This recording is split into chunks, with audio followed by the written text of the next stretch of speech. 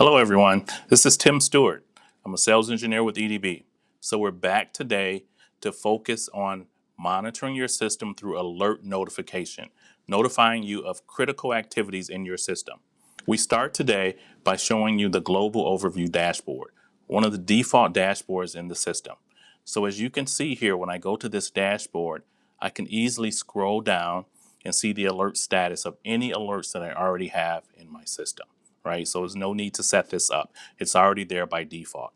Okay. So let's show you how easy it is and how quick you can set up an alert. So I go to the management tab. At the management tab, I go to manage alerts. Very quick. You can instantly see you have several options. Copy alerts, alert templates, set up email groups for a manager or DBA groups or operations, webhooks to interface with other systems as well. Now we're going to scroll down. You see several alerts in the system. But we're going to hit on the plus button here, and this is going to allow you to set up a new alert. Instantly, you see several options. We can set up a quick alert, right? Select an alert from the actual list. Several things are already predefined for you, so you don't have to decide what you want to set up, right? Look here, let's set up an auto vacuum alert. Vacuuming is very important. I select last auto vacuum. Now, all I have to do is enter threshold values.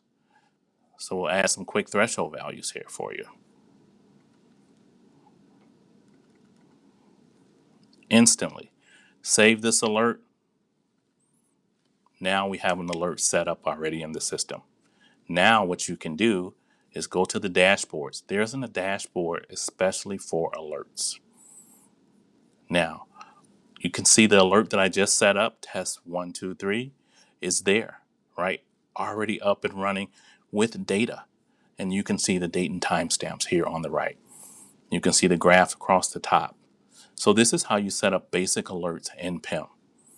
So if you have any further questions on PEM or setting up alerts, contact your EDB sales engineer. And stay tuned for the next video.